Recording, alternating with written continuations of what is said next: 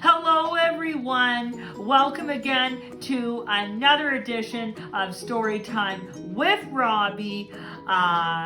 Hope you're all still doing well and getting excited for Christmas. Today I'm going to be continuing with the Christmas themed books. I am going to be reading today Click Clack Ho Ho Ho by Joreen Crowan. And I will be reading Katie the Candy Cane Fairy by Tim Bugbird. And I'll be reading Oh No, Mr. Snowman by Claire Fennell. And I'll be reading A Poop Powered Christmas by Claire Fennell. Hope you enjoy. Let's get started.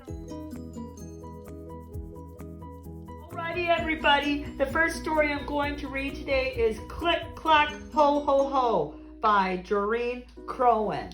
Here we go.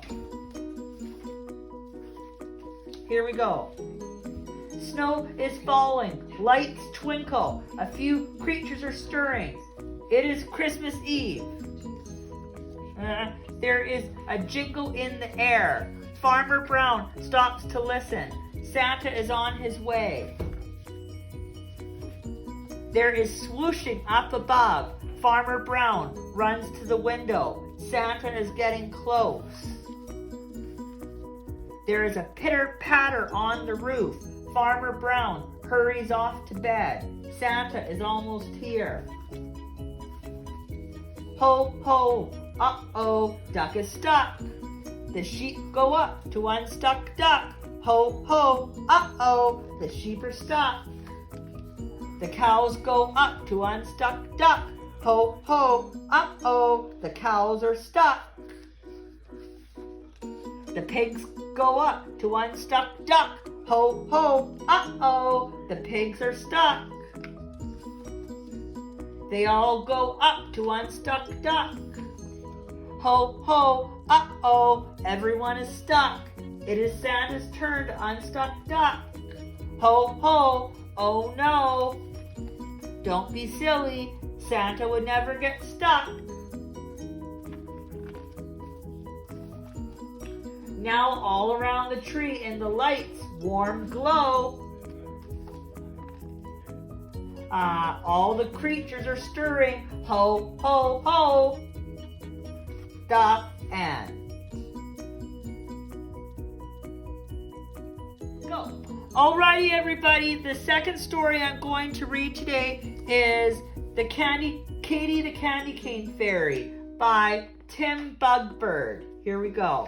In a gingerbread house on Lantern Lane, decked in red and white and green, lived a singer Katie Candy Cane Fairy, Fairyland's Christmas queen. Lantern Lane, with her fairy sisters Crystal and Glow, she worked throughout the year to perfect their famous festive show and fill each song with cheer. The secret behind the fairies' fame, the music and sparkle and lights, was extra special candy canes with magical red and white stripes. But then, one winter's morning, Glow noticed something weird. Overnight and without warning, the cane stripes had disappeared. The shows were in their planner and rehearsals were nearly through, but with no stripes to create the glamour, what would the fairies do? Crystal said, if we use our brains, how difficult could it be to put on a show without striped canes? Let's give it a try and see. But with no flashes and fizzes or magical stuff and a lack of sparkles and whizzes, it didn't feel good enough. So the fairies jumped on their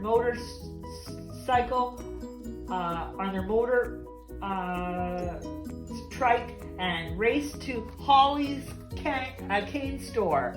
I'm totally out of stripes, Holly said, and I know I can't get any more. Holly canes. I've got canes in gold with sparkly stars or silver with hearts and dots. I've got a few in blue and purple too. Look around, I've got lots. But just one thing I've not got, and that's without a doubt, is any kind of cane with stripes. I'm totally, completely sold out. Katie's poor head was in a spin. Her brain was in a tangle. The fairies had to think again to see things from a different angle. So they searched their house for the stripest things, for hats and scarves and socks. They wore them together with stripes on their wings and their stripiest party frocks. But as hard as they tried, things did not improve. Would nothing bring back their sparkling groove? When the day of the Christmas show came around, the fairies had done all they could, but without their canes, they feared it was bound to be boring and not any good. Outside, the audience stood in line. They just couldn't wait to get in. The sisters hugged and said, "It's time. Let's take a deep breath and begin." Show tonight. Alone on the stage, the fairies sang, softly at first, then stronger. Slowly they saw the joy they could bring. They didn't need canes any longer. There were no fancy sparkles, music, or lights, just the fairies singing their parts. But there was something special that winter's night, a magic that came from their hearts. As they finished their show, the audience cheered. It had been a wonderful night. The fairies bowed, then stepped outside and were met by a magical sight. Candy cane stripes hung shining bright. Like ribbons from every tree, they filled the sky with twinkling lights as far as the eye could see. Katie could barely believe it. Then from behind a Christmas tree, Judy the garland fairy cried out, "I'm sorry, it's because of me. I wanted the trees to be beautiful and sparkling like your show, so I took your stripes without asking. I caused such trouble, I know."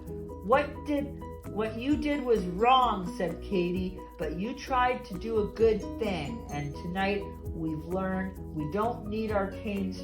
True sparkle comes from within."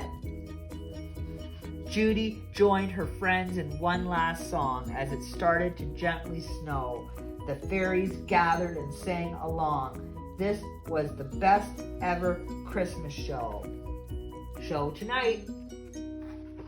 Katie's Christmas show was saved by courage, love, and caring. And that night, every fairy felt the joy that comes from sharing.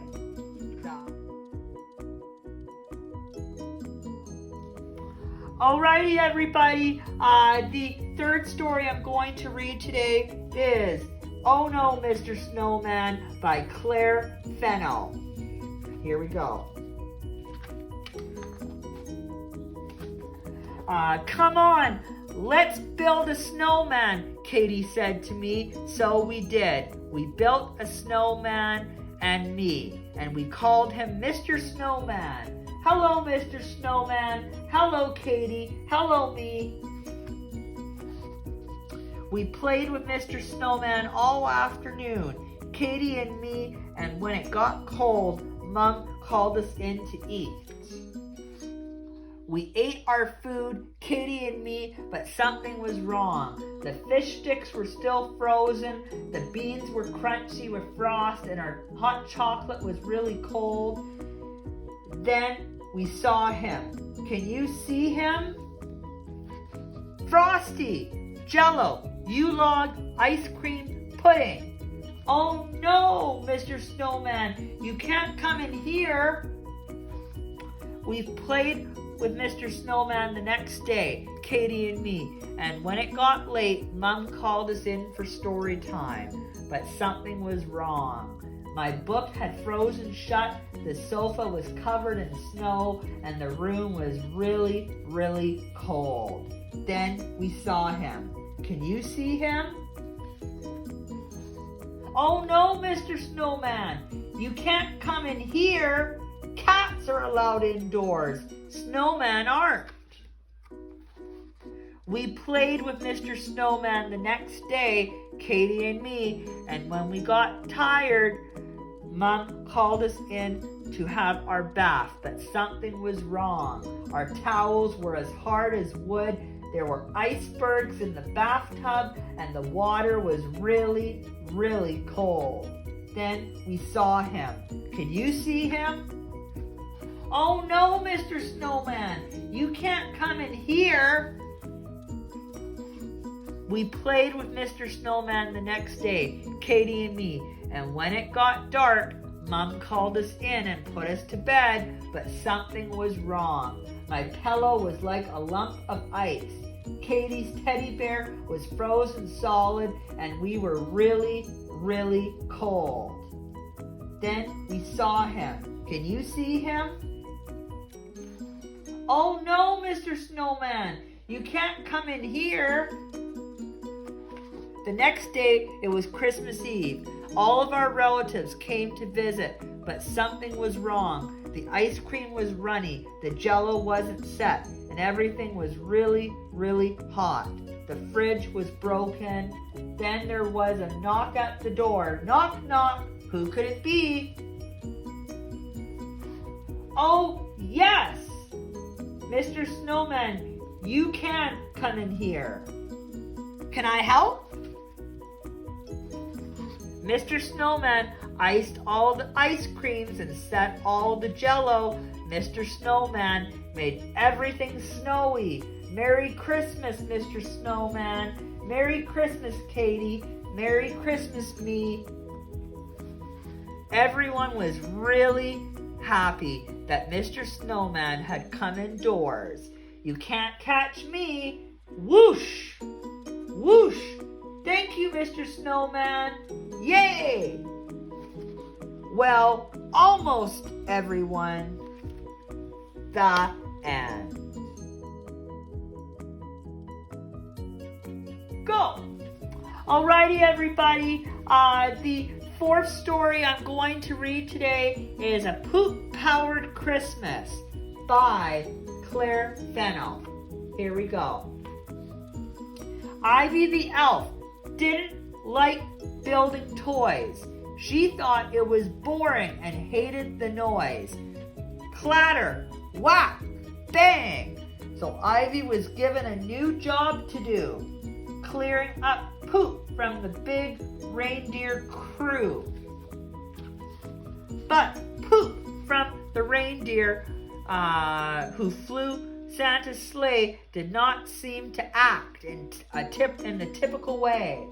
It whizzed through the air with a big stinky whoosh and spiraled around with a foul-smelling swoosh. This poop must be magic, thought Ivy one day. I'll tell you all the others and see what they say. But the elves didn't listen. They giggled instead. Who cares about poop? We're too busy, they said. So Ivy just secretly stored it away, thinking the poop might prove useful someday. Then one Christmas Eve, as the snow filled the skies, Ivy checked on the reindeer and got a surprise. The reindeer were coughing and sneezing. Achoo! The team had all sadly come down with the flu. Dasher, Dancer, Prancer. Oh no! Cried out Ivy. Today's Christmas Eve. Without you, the sleigh won't be able to leave. She gave them some soup and then off Ivy ran to tell all the elves that they needed a plan. The head elf named Star called a meeting that day. She said, "We need something to power the sleigh."